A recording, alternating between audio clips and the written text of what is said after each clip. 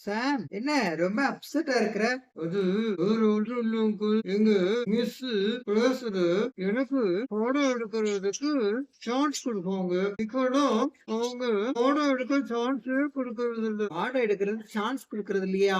ஏன் கொடுக்கறது இல்ல? உங்களுக்கு வராங்கன்னு நினைக்கிறேன். ஏன்னா நான் சொல்லிக் கொடுத்தா எல்லா பிள்ளைகளுக்கும் நல்லா புரிஞ்சது. அதனால வராம வந்துட்டுன்னு நினைக்கிறேன். அவங்க ஒண்ணுமே சரியா சொல்லி தர மாட்டாங்க. ஓ!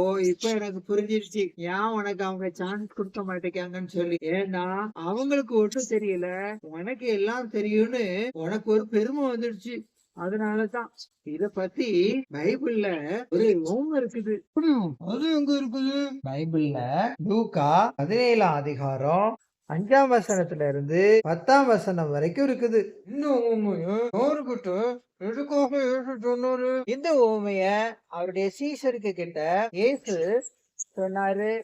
சீஷர்கள் இயேசு கிட்ட வந்து எங்களுடைய விசுவாசத்தை வர்த்திக்க பண்ணும் அப்படின்னு அவங்க கேட்டதுக்கு பதிலா இந்த உவமையை சொன்னாரு. அப்படியோ? இந்த உவமையை உங்களுக்கு சொல்லுங்க.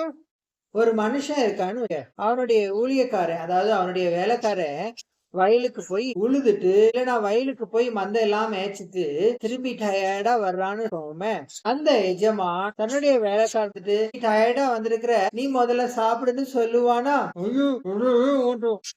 அது மாதிரிதான் அவன் சொல்லுவான், முதல்ல நீ ட்ரெஸ் மாத்திட்டு எனக்கு சாப்பாடு ரெடி பண்ணி எனக்கு சாப்பிடு கொடு, அதுக்கப்புறம் நீ சாப்பிடுன்னு தான் சொல்லுவான். அதே மாதிரிதான் நாமளும் கடவுள் நமக்கு சொல்றதெல்லாம் செஞ்சு முடிச்சதுக்கு அப்புறம், "ஏய் நான் செஞ்சுட்டேன் பாத்தியா?"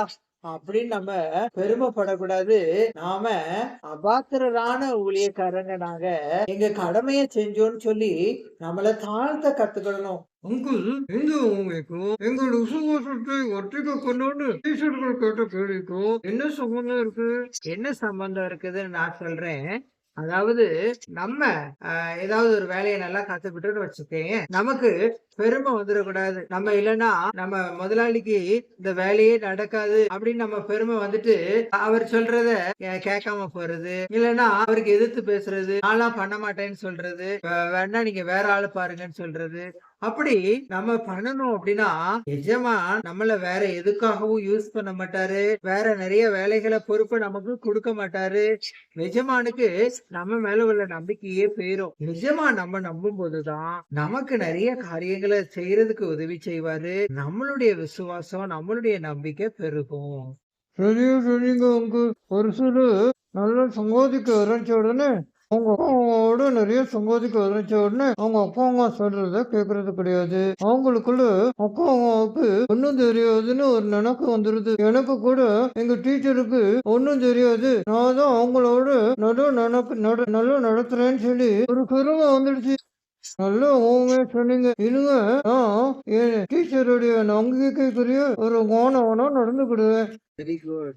நம்ம வெற்றி பெறும்போதும் நம்மள தாழ்மையா நம்ம தாழ்த்த கத்துக்கிடணும் அப்படின்னாதான் கடவுள் நமக்கு மென்மேலும் வெற்றியை கொடுப்பாரு.